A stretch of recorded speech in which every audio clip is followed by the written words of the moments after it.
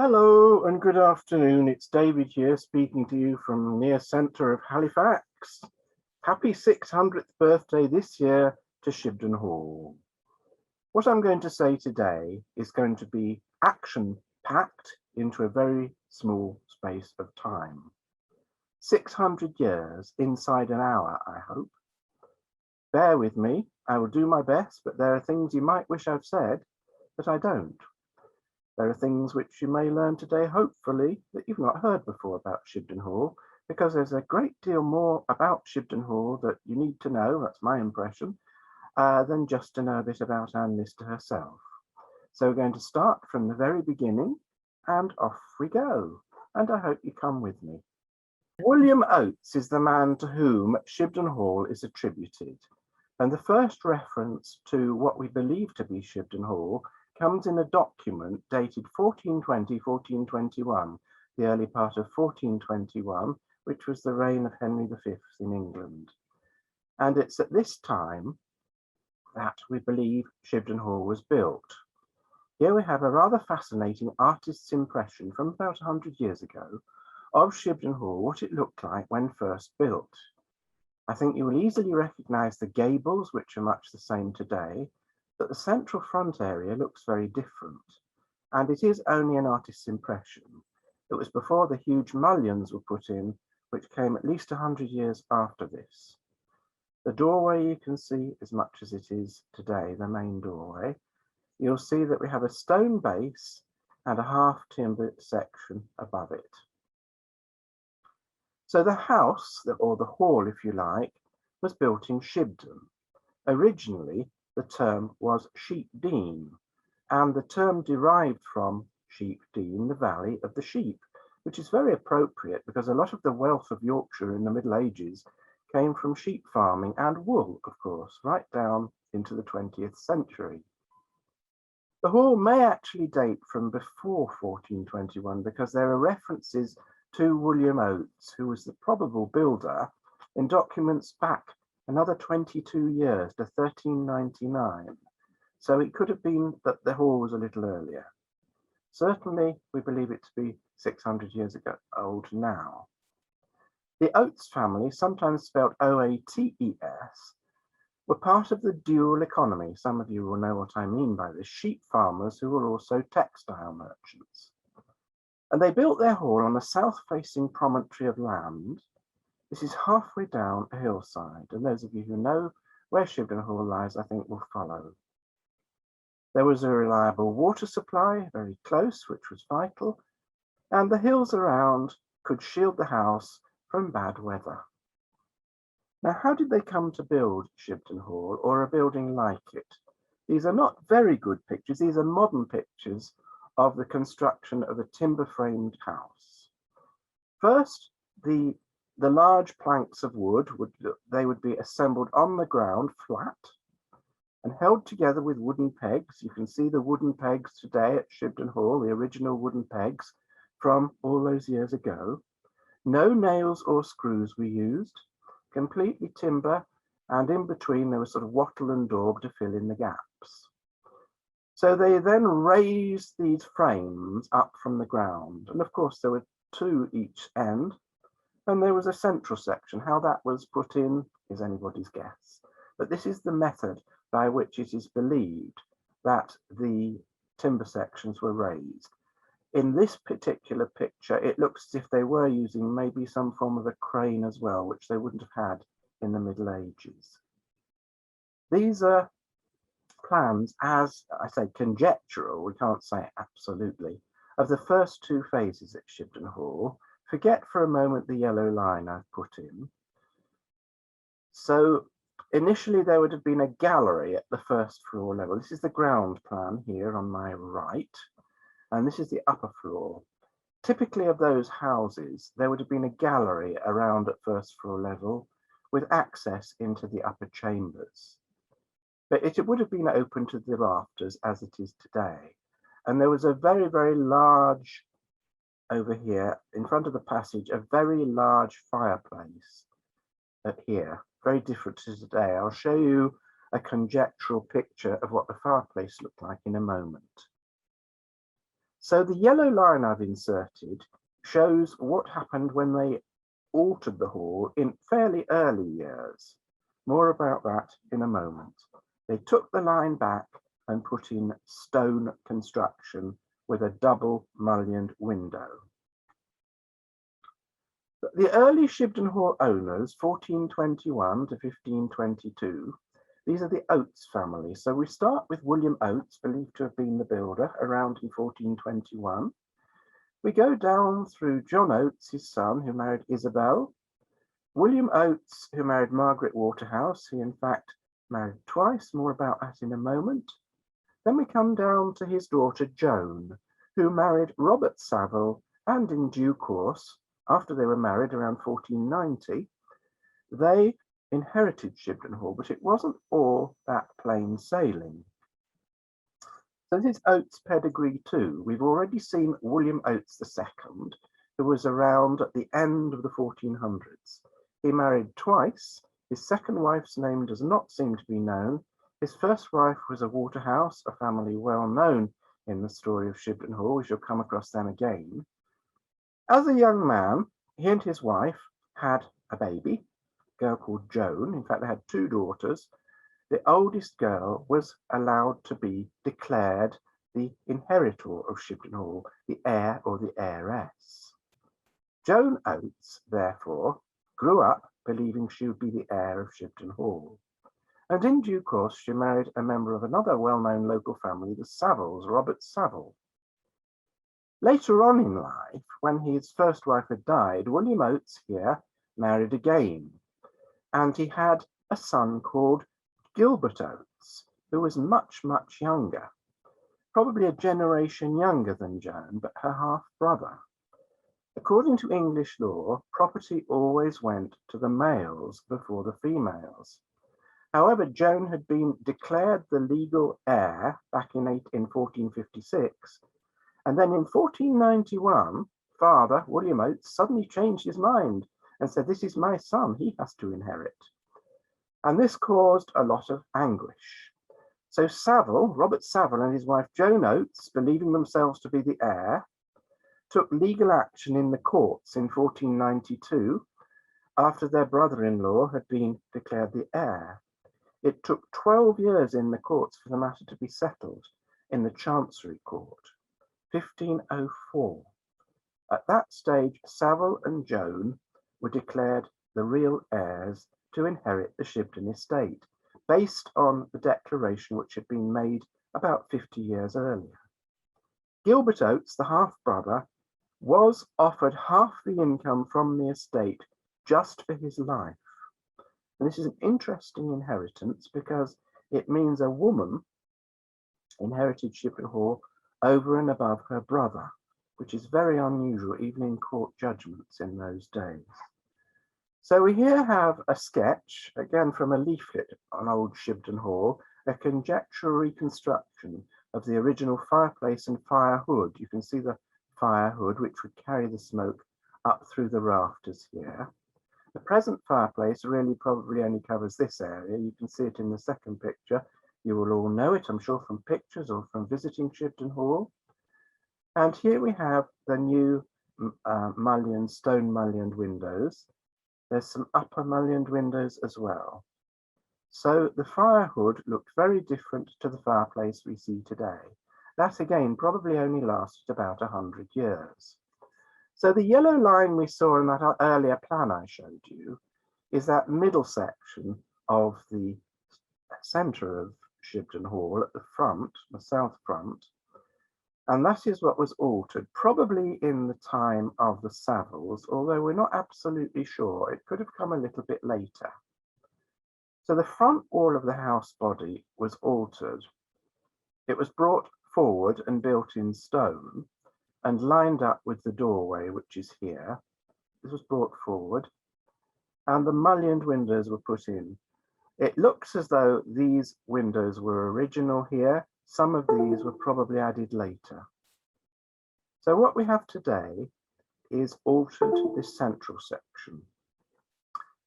There was a first level partitioning of the house body. The house body, as I think you will mostly know, is the center section. the house body that is open to the rafters today. At that time, it was partitioned longitudinally. So what we had was two separate chambers formed, one on the ground floor and one on the upper floor.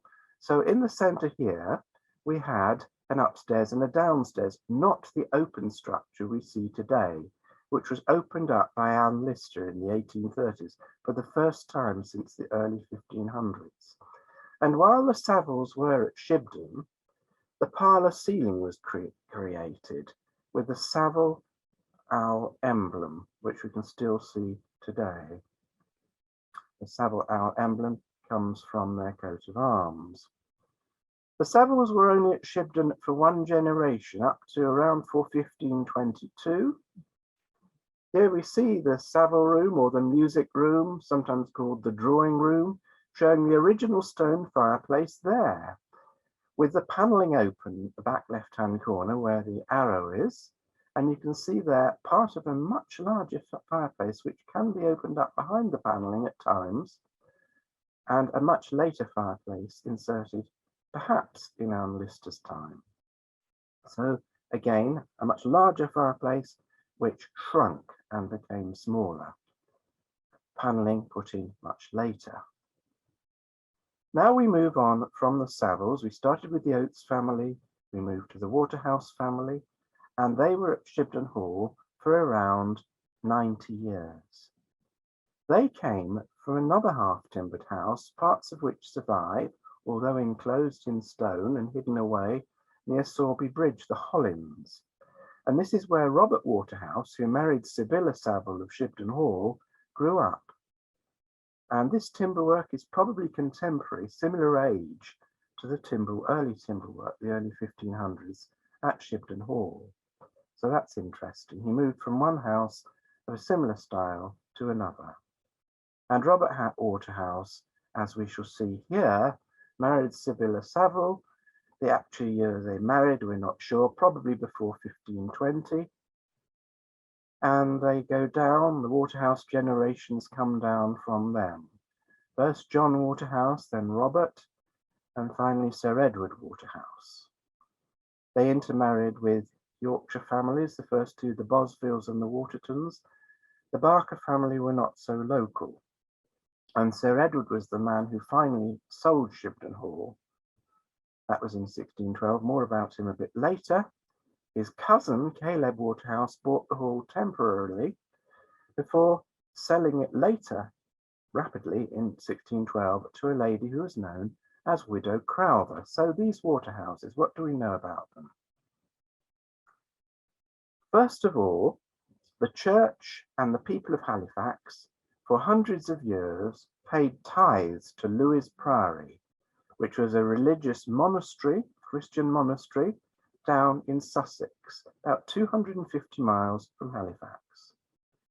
The manor and the church at Halifax and the right to present the vicars had been given by the lords of the manor of Wakefield, who were the Earls Warrenne. They had been given, the priory had been given these rights to inherit these tithes. So tithes were a tenth of the goods, like a tax on the goods of the people of Halifax who had any money. And not all that many people had a lot of money, but some had a lot of money. And their tithes were paid in the form of goods. The goods were then sent down 250 miles away to Sussex. These tithes could include anything from corn to animals. They were not usually in cash or coinage. Now, Robert Waterhouse of Shibden, the first there, bought the right to collect the tithes from the monks down at Lewes Priory. So he could collect up these goods and send them off down to Sussex, and he would be paid a fee for this. He decided he would change the method by which the paying of tithes was carried out. And he said, I don't want to send all these goods down to Sussex. I want to transmit it in money. And this was not very popular. In 1535, George Crowther resisted the demand from the Waterhouses for payment of tithes in kind down to Lewes Priory, and he was stabbed by a cousin of Robert Waterhouse between his pap and his collarbone. So there were some very nasty things going on. People got very worked up and very reactionary about such things. Following the monastic dissolution in the 1530s, the Waterhouse family of Shibden bought the reversion of the lordship of the manor of Halifax. And this was bought from the crown, effectively, from the monarch, from Henry VIII. But they only bought the reversion because at the time, first of all, Thomas Cromwell was Lord of the Manor of Halifax and held the reversion. And later, Henry VIII's fourth wife, Anne of Cleves, was for a while Lady of the Manor of Halifax. On her death in the 1550s, the Waterhouses of Shibden became Lords of the Manor of Halifax. And they were also supporters of the Reformation and involved with getting rid of imagery, icons from the church, and that type of thing. The Waterhouses of Shibden Hall were also farmers of the almage of saleable cloth in the county and city of York from 1554. Halifax was very rich in its textiles, cloth, and such like, and its wool. And when textiles were collected together, they were put in what I might call bundles, and they were sealed. And the people who were the almagers, funny word, isn't it, would seal these bales of cloth with these seals like we see here today.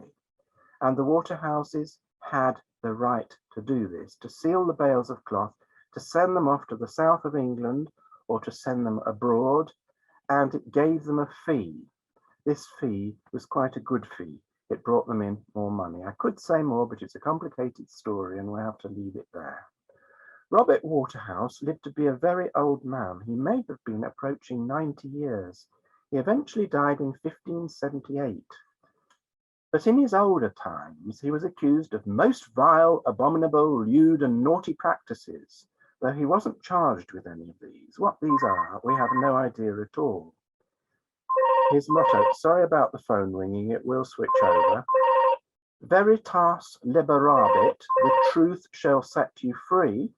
That was his motto, translated into English. And that was specifically how you translate what he saw for himself. John Lister said for himself 100 or so years ago that the truth shall set you free also meant that Robert Waterhouse had set a lot of money free himself. He saw Robert Waterhouse as rather a grasping man because he had the rights to the manor of Halifax, to the almager's cost, and things like that. The son of Robert Waterhouse was John Waterhouse, who died in 1583, not many years after his father. And he had a very fine monument erected in what is known as the Rokeby Chapel at Halifax Parish Church. And this was sketched in the early 1700s by a chap called Johnson of Pontefract when he was visiting Halifax. And the sketches were made available to the historian who put together the history of Halifax, John Watson, in the 1760s, 1770s. But sadly, this fine monument with a figure of a knight and coats of arms at the end was thrown out of the chapel around about 1700. It's absolutely ridiculous, isn't it? John Waterhouse's wife was a Bosville. There's the coat of arms. And here we have some of the alterations at Shibden Hall carried out by his son, who inherited in 1583 Robert Waterhouse Jr., who was a lawyer who practiced in York. He had a house at York. He made alterations at the back of Shibden Hall. If you can follow my little cursor, this section was built on at the back of the house body. It's believed in Robert Waterhouse's time, probably the 1590s. And his coat of arms, with those of his wife, who was Jane Waterton, appear in that wonderful window at the front of Shibden Hall, the mullioned window. You have the Waterhouse family, the Saviles and others, and the Waterton family. It's believed also that this fine fireplace, which is now in the kitchen, was installed around that time. Other things that Robert Waterhouse did was to, I've just introduced Samson, my cat, who's come to see me. I don't know if you can see him. And he's just come to see me. He's interested in Shibden Hall. He says they haven't got a cat there. They ought to have. In 1958, men who were working at Shibden Hall were looking behind some panelling which hadn't been removed for ages, and they found some painting. And this was wall painting on what is known as plank and muntin, and also a kind of section at the top. These would have been originally brightly coloured. We can't see them terribly well today, although sometimes at the front, the section where the panelling is open for visitors, and it is behind glass today, so you get reflection. But it must have been very colourful in the late Tudor times of Robert Waterhouse. And it wasn't until 350 odd years later that this was discovered behind the panelling. Edward Waterhouse was the son of the solicitor Robert Waterhouse, who died in 1598. Robert Waterhouse was actually buried at York rather than Halifax. Edward Waterhouse succeeded the son, quite a youngish man. He was knighted by James I in 1603. James I, after he succeeded to the throne on Elizabeth's death, he knighted people left, right, and centre, and he often got paid for doing so. So it didn't mean anything very special, but he was the only owner of Shibden Hall to be given a title. But that didn't really presage well for Edward at all, because he got into financial trouble. He married a lady called Abigail Barker, who was clearly a vast overspender. She was spending too much money, and her husband, Sir Edward, got into debt. In due course, he was forced to mortgage, first of all, the manor of Halifax to Sir Arthur Ingram of Temple Newsham near Leeds, and later on, the hall itself. And it so happened that he never had enough money to redeem those mortgages, which were foreclosed. As it happened, the mortgages were passed on by Sir Arthur Ingram to others. He was not the man who actually inherited the hall in the end. In 1612, because Sir Edward Waterhouse could not redeem his mortgages, Shibden Hall, the mortgage was foreclosed and something had to happen to the hall. The financial problems meant that it had to be bought out by somebody else. These, as you will all know, I imagine, are the fine mullioned windows at the front of the hall. And we can see some of the coats of arms and also some very fine coloured glass, which is believed, but some of it anyway, may be pre-Reformation and might have come from a church at a much earlier era. We have the Savile arms up here and the Waterhouse arms here. And we move on. So 17th century, the Lister family arrives at Shibden. Now this is quite complicated and I don't expect you necessarily to follow it all, but late in 1612, when another of the Waterhouses had bought Shibden Hall, he sold it again to a very wealthy widow in Halifax called Jane Crowther. Her maiden name before marriage had been Hemingway. She bought the hall with a view to it being inherited by her underage nephew, John Hemingway. So he was just a boy whose parents had died, and she was acting for him as a guardian. Sadly, Widow Crowther died in 1615, and the boy and his sisters became the wards of the court. This meant they were all underage and somebody had to act for them.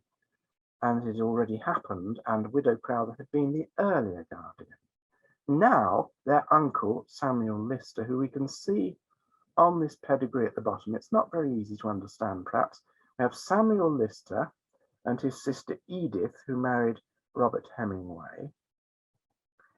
And the Hemingways had a number of daughters. They had also the son who I mentioned here.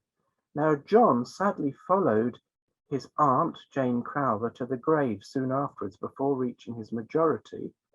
So Samuel Lister, who was already the tenant at Shibden Hall under his sister, was appointed their new guardian. The Listers then held Shibden in trust for his sisters after John had died. So Samuel at the top of this line here, 1570 to 1632, was like the guardian of Shibden Hall. Then we come down to his son, Thomas, Samuel, and Samuel. More about them briefly later. Now Samuel Lister saw to it that his two elder sons married two of the Hemingway daughters, and that ensured that the Listers gained control of Shibden Hall and became its owners. Until that time, effectively, it had only been in their guardianship. Here on the right and on the left, we see the Isle Barn at Shibden Hall, which is believed to date from the 1620s. Much the same as it was then today. During the ascendancy, briefly, of the Royalists in Halifax during the English Civil War in 1643, that was after the middle of the year, Thomas Lister of Shibden Hall fled with his wife and family into Lancashire. This was because they were parliamentarians. They would support the Puritans who fought on the side of the parliamentarians. So they were scared of what might happen to their property. And before they escaped from Shibden Hall over into Lancashire, they hid some of the deeds under the ground. And some of those deeds survived, and they dug them up after they returned to Halifax. And these deeds still show some signs of damp from having spent some time under the ground. Thomas Lister, he married 3 times actually. His first wife died while he was over at Rochdale in Lancashire during the Civil War, and he returned a widower. As I said, he married twice again. He lived to be quite an old man, nearly 80, and for the last 10 years of his life, he was blind. On the left, you see part of the long, detailed inventory after he died, 1677. On the right, we have a local clergyman who was thrown out of his benefice in 1662, the Reverend Oliver Hayward. He became a nonconformist minister, and he was friendly with Thomas Lister, who would continue to invite him to Shibden Hall, although he was not part of the Church of England.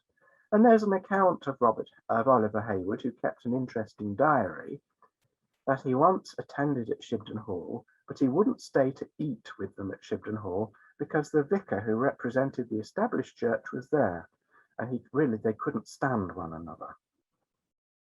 Thomas Lister was succeeded at Shibden Hall by a son and then by a grandson. They were both called Samuel.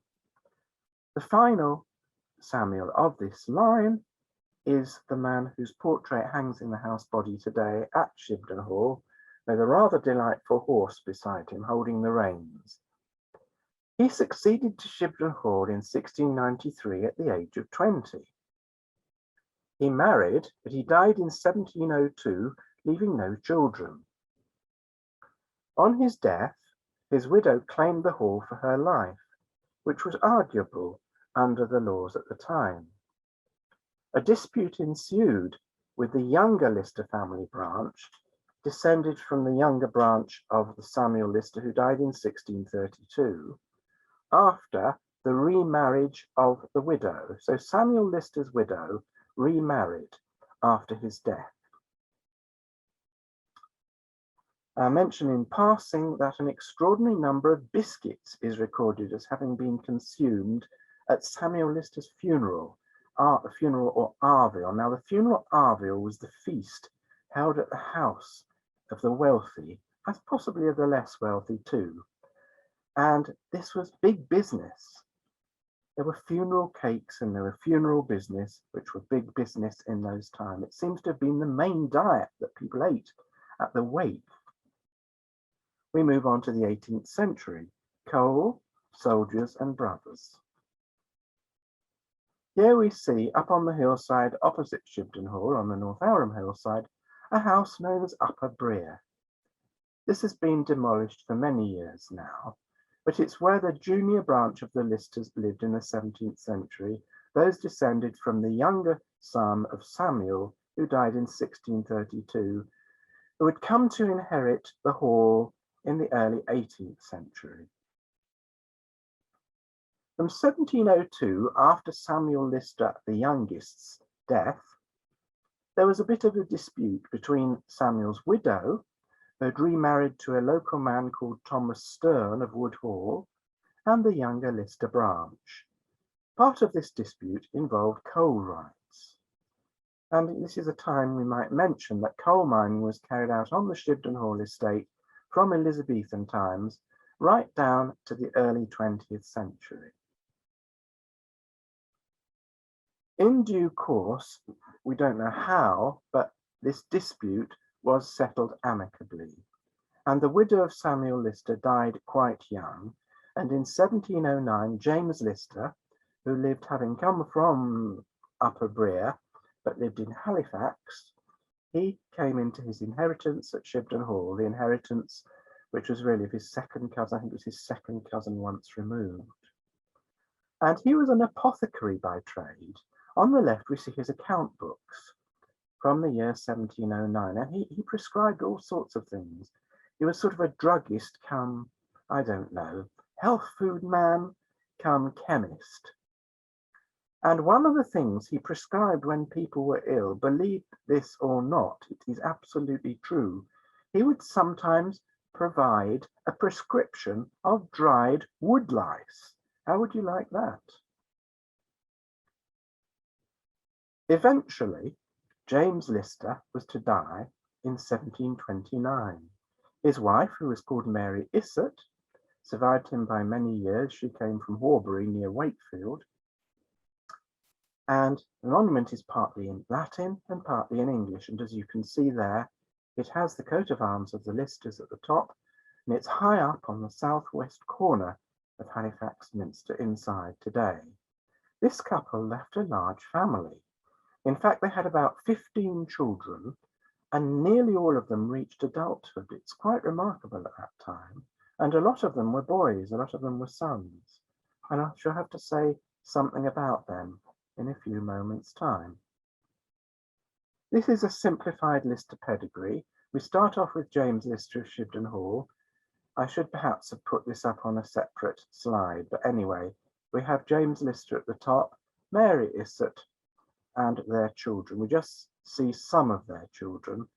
And there were 3 sons who inherited Shibden Hall, another son who went out to Virginia. In fact, there were 2 who went to Virginia, but to simplify things, I've only put 1.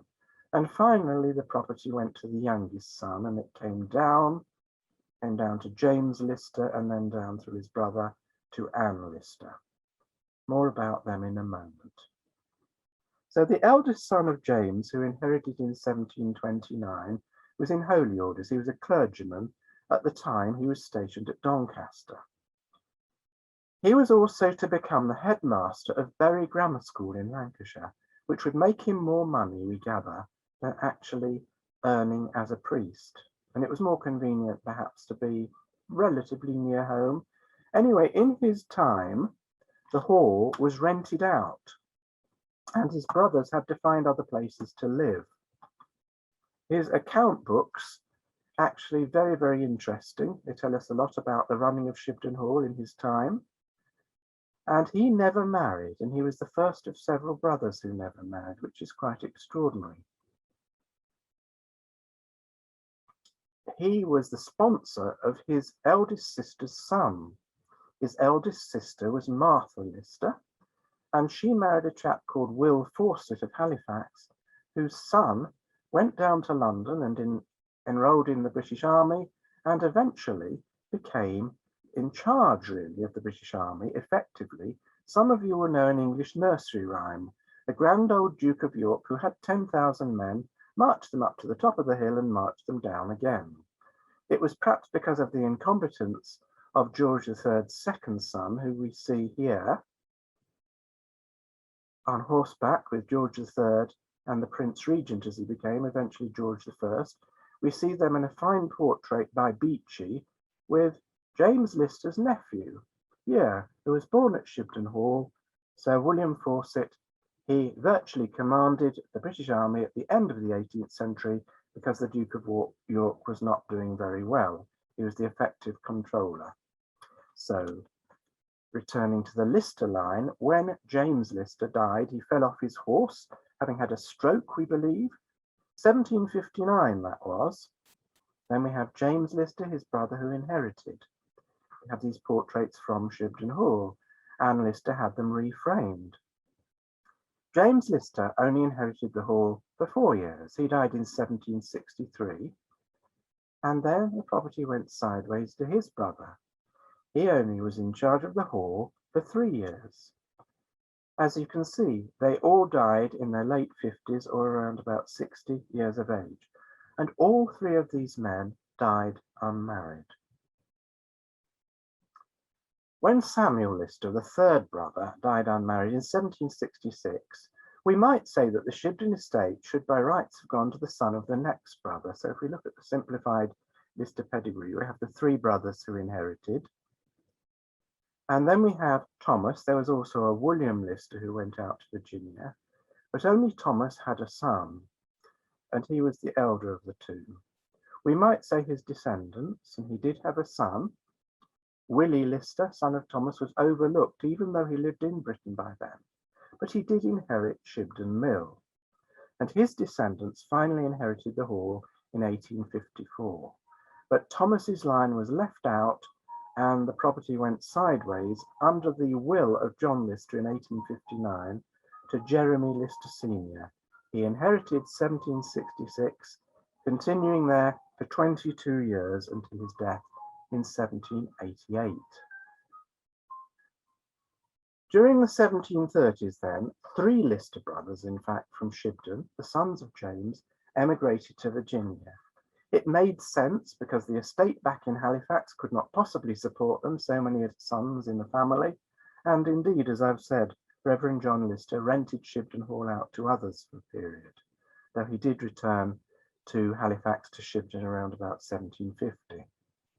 So these 3 brothers of his, these 3 younger brothers of his, Thomas, William, and Jeremy, emigrated.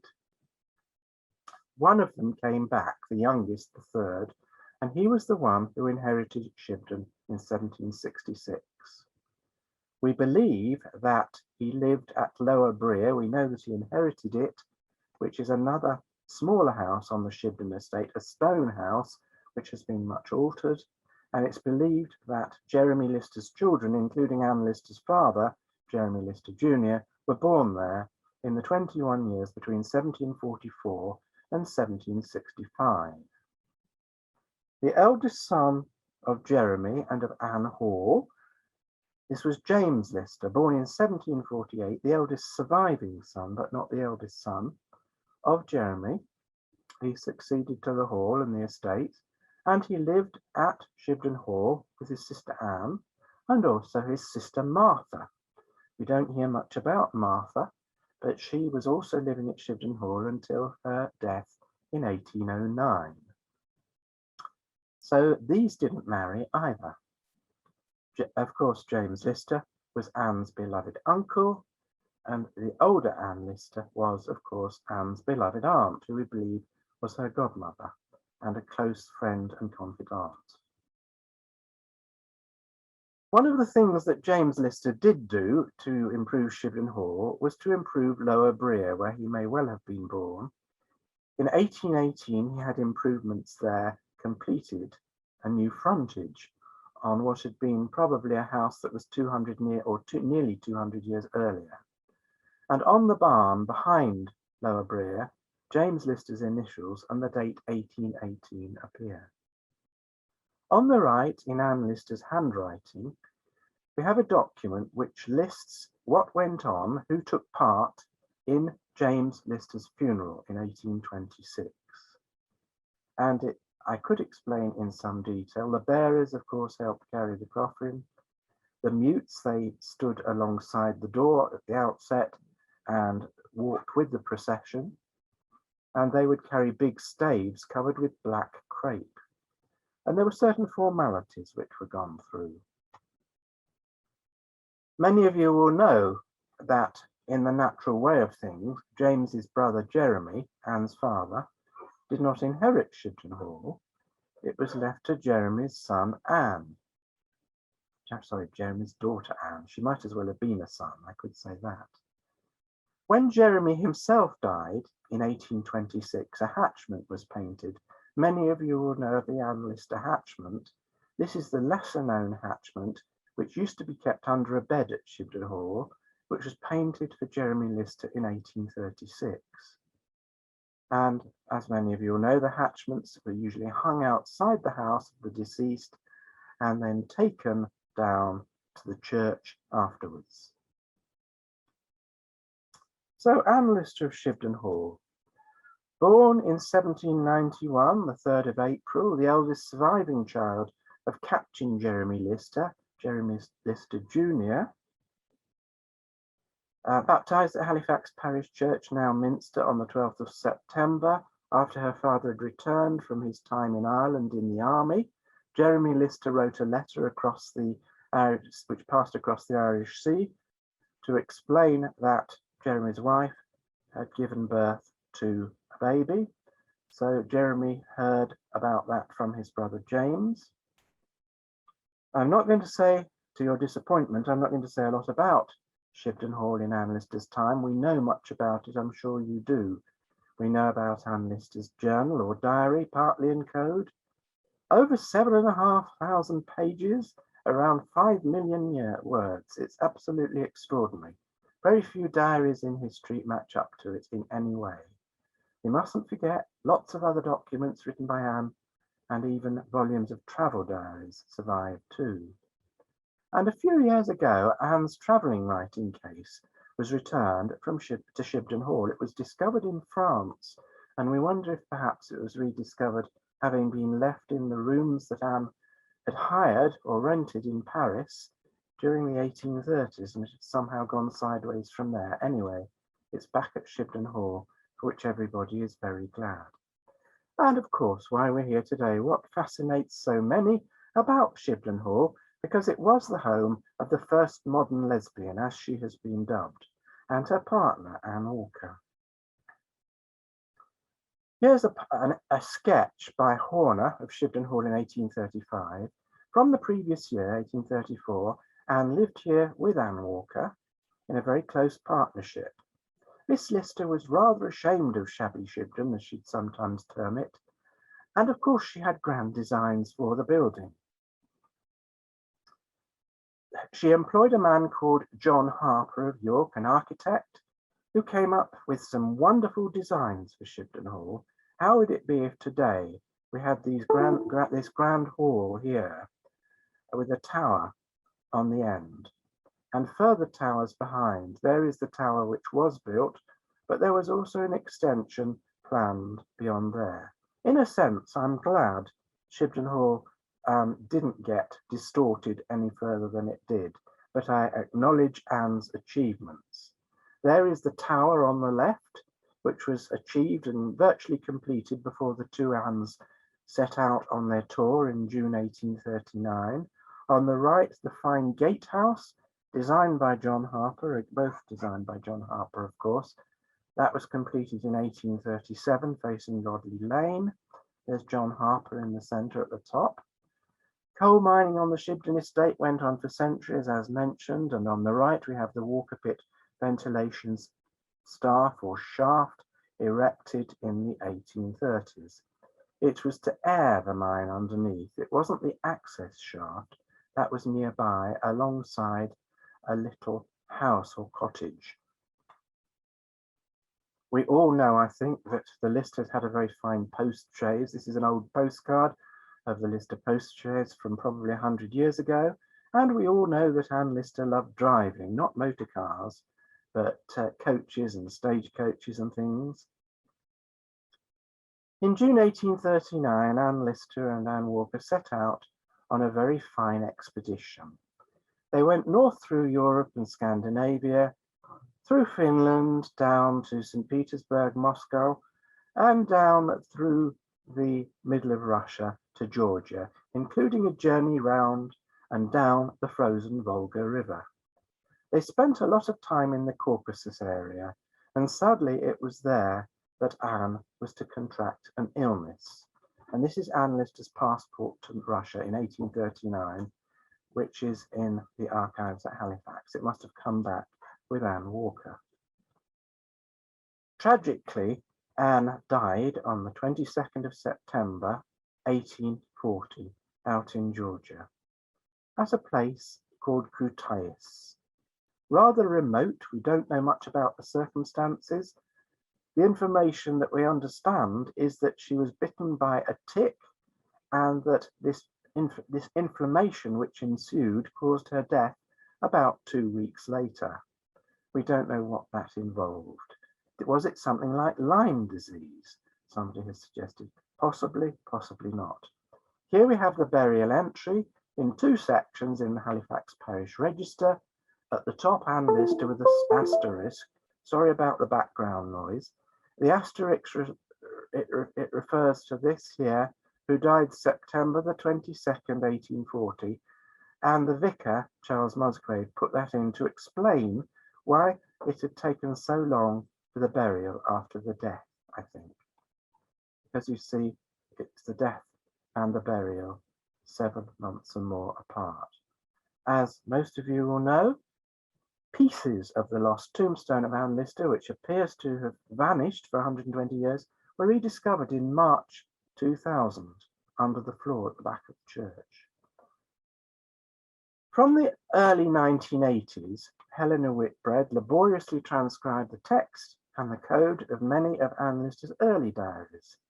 She was followed just a few years later by Jill Liddington, who did an absolutely marvellous job in following up on that, particularly with regard to estate management and coal mining in the 1830s.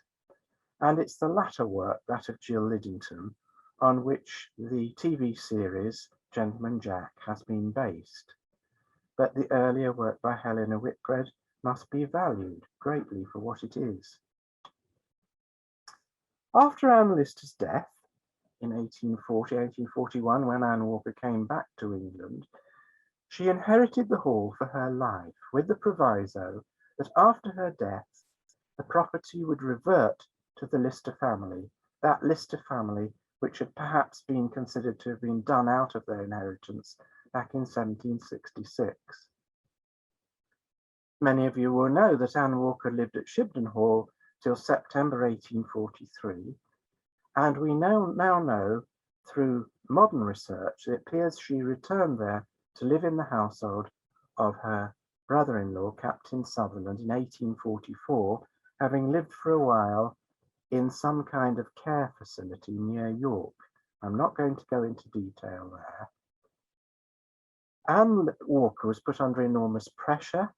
She got into debt. There were management problems on the Shibden Hall estate, and she did tend to shut herself in her room, we believe, too much.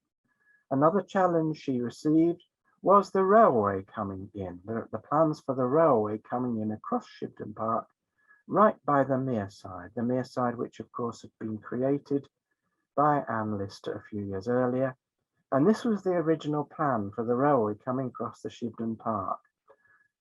Some while after this was sketched, it is now known that down in London an appeal was launched and the route of the railway was altered so that it didn't pass so near to the hall in the end. But you can see how much damage it would have done to the landscape, even worse, if this had gone ahead. So the last Listers at Shibden Hall, 1854-1933. They were descended from Thomas Lister of Virginia, who died back in 1740, and his son Willie, who died in South Wales in 1780. Anne Walker died in 1854. And then Dr. John Lister, a GP, a general practitioner from the Isle of Wight, would live there until his death in 1867. And here we see him with his wife, who was born Louisa Ann Grant of St. Vincent in what were the British West Indies, and she came from a slave-owning family, and possibly some of the money she inherited came from such reparations. Dr. John Lister was well-travelled. In his youth, he served in the navy of the East India Company. He spent time out east and in the China Sea, and he left a journal or diary which has not been transcribed. He had various aspects of work carried out at Shibden, mainly in the grounds. He employed a chap called Joshua Major of Leeds to design the Paisley Shore Garden, which we know today, which was restored a few years ago, outside the south front of Shibden Hall on that foundation which Anne Lister had planned. And other landscaping was carried out nearby by Joshua Major on the hillside above. At the back of the hall, there were some alterations carried out too. And here we see a small alteration, which is the back of the dining room. You can see the back of one of the original gables from 1421, a section added on the back by Dr. John Lister to expand the dining room, and alterations were carried on at that time internally to some extent too. So the last Listers then, Dr. John Lister inherited 1854, married Louisa, and they had 3 children, and none of them married. John I shall say something about in a moment. Charles Edmund, he became a doctor like his father, and he travelled a lot, first in North America and then in South America. And he died way out in Bolivia there in 1889. His body was not brought back to England like that of his cousin Anne. So that left just John and his younger sister, known as Anne, who we see in the picture, the top right, as a girl. And they shared the space at Shibden Hall for many, many years. Here we see John Lister Jr. with his brother Charles on the right, the man who became the doctor. And as I said, none of them would marry. John Lister Jr. inherited Shibden Hall then in 1867. He was only just 21, and he would live there for many, many years until his death in 1933. Having converted to Catholicism in 1870, he founded Shibden Industrial School for Catholic boys at the former Pump Farm and the Listerwick Pit site. In the 1880s, John would rediscover his cousin Anne's diaries hidden at the hall. This is a picture of Pump Farm with some of the additions which John Lister added to it. It had some wonderful gables, probably similar of age to Shibden Hall, and this was all fell into ruin and was sadly torn down in the 1980s, I believe. It's a great shame, but it was in a terrible state. Here's some plans of Shibden Hall as it was around 1900. We don't know exactly when John Lister rediscovered his cousin's diaries, but believed to have been in the 1880s, behind panelling in the passage, probably somewhere in the passage where I've indicated, but we're not absolutely sure. Edited extracts from Anne's diaries by John Lister and one of his colleagues were printed in the Halifax Guardian newspaper between 1887 and 1893. Nothing, of course, in the way of the code, and we believe at that time, or this is what John Gell Liddington tells me, that they had not cracked the code. The title in the Halifax Guardian was Social Life in Halifax Early in the 19th Century, some extracts from the Diary of a Halifax Lady. Very simple, very respectable. John Lister, as well as turning a Roman Catholic, which would surely have made Anne Lister turn in her grave, was the first treasurer of the Independent Labour Party, which we might say the founding party of the Labour Party in Great Britain today. And this is a picture of the members of the first National Council of the Labour Party, and there is John Lister surrounded by a yellow circle, and there is a certification certificate of the Halifax man in the top right-hand corner, initiation into the Labour Party. Again, Anne Lister would not have been amused. John, on the foundation of the Halifax Antiquarian Society in 1900, was appointed the president, and that is a title I hold today. I live in a very small apartment. He lived in a large house. However, John Lister got into financial trouble. He had taken out mortgages and he'd been very generous to various organisations locally. And in the early 1920s, a little bit like a repeat of what had happened to the Waterhouses in the early 17th century, John Lister found himself looking ruin in the face. He was going to have to sell Shibden Hall and the whole estate and move perhaps into an ordinary house or cottage. And that was what was planned. Even the legal terms were put into motion. But thanks to the generosity, which came virtually out of the blue, of a local textile man, Henry Charles McCree of Worley House, he bought the whole estate. He could afford to, arranged to sell off the estate, the farmland, but keep intact the parkland and the hall. John Lister was to be allowed to stay in the hall, live there with his sister for their lifetimes. The park was to be made into a public park, and on John Lister's death, or that of his sister, the park and the hall were to be opened as a museum and park. So the estate was sold off. This is one of the sale catalogues and one of the plans. The hall is here. There's the park. And these are parts, some of the outlying lands. This is where the railway goes across, Shibden Hall Road. Much of the land above Shibden Hall. Some land over here. Of course, there were many bits and pieces elsewhere, but I can't linger.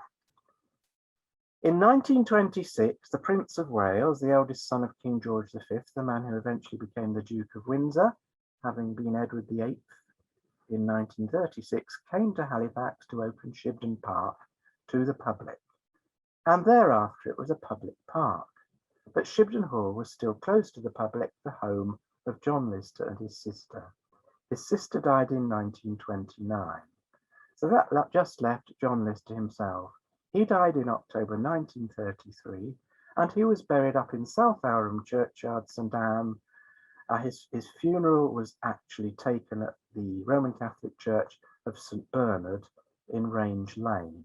He was buried in the Anglican churchyard with his parents and his sister, and also Marion Lister, incidentally. Was John Lister gay?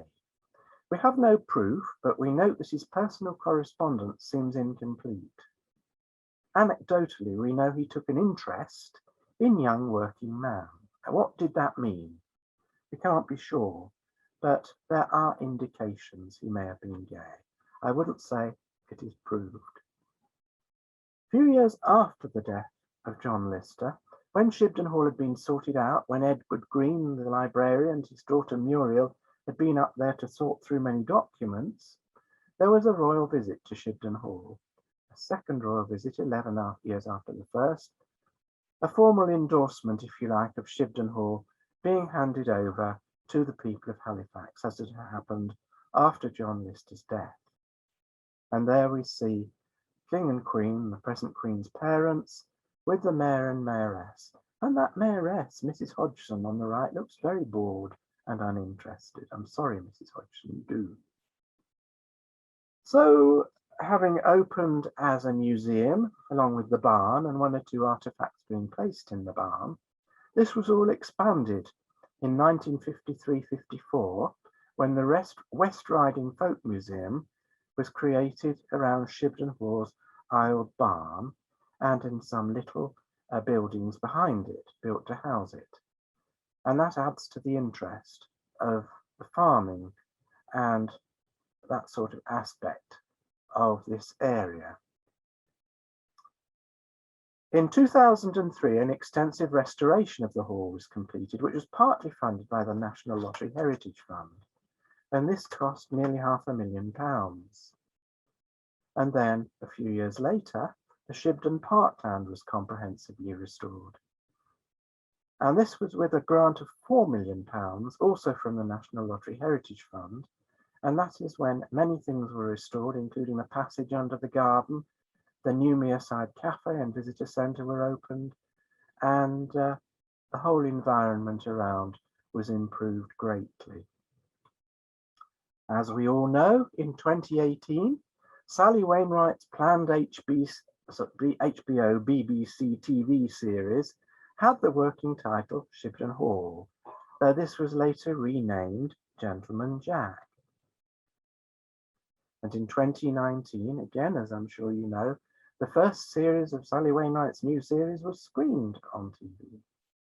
Consequently, Anne Lister and Shibden Hall won worldwide fame.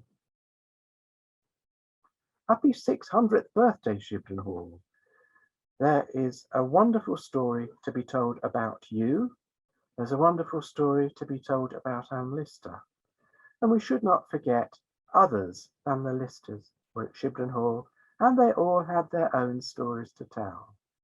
I shouldn't forget to mention that in the 20th century, from the 1930s through to the 1960s, Shibden had resident curators who lived on site, sometimes with their families. So there were other families involved in those days. And finally, my apologies, Steph, we're a little bit over time. It was going to be challenging to squeeze in. My warm thanks go, as you can see, to all these various people who have contributed in some way, illustrations and such like, and information. And I can only touch very lightly on the history of Shibden Hall. You may know lots of other things about it, and that is fine. I could probably say more, but there isn't the time. Thank you very much for taking the time to listen to me, and I'm grateful to you. I hope you found the presentation interesting. That was wonderful, David. And I agree, trying to summarize 600 years of Shibden Hall's history in an hour session is an extraordinary task, one that we applaud you for taking on to share with us all today. Unfortunately, we are a little over time, so we're not going to have any time for questions. But if you'd like to reach out to David with anything that was tickling your brain during this presentation, I'm sure he'd love to share more. I know he does various talks in Halifax. If you're over there, definitely reach out and take a tour and speak with him more on the subject. We have another Shibden Hall focus session coming up next, which is Shibden curators, past and present. We will see you there. Thank you, everybody. Thank you very much. Bye, everybody. Thank you.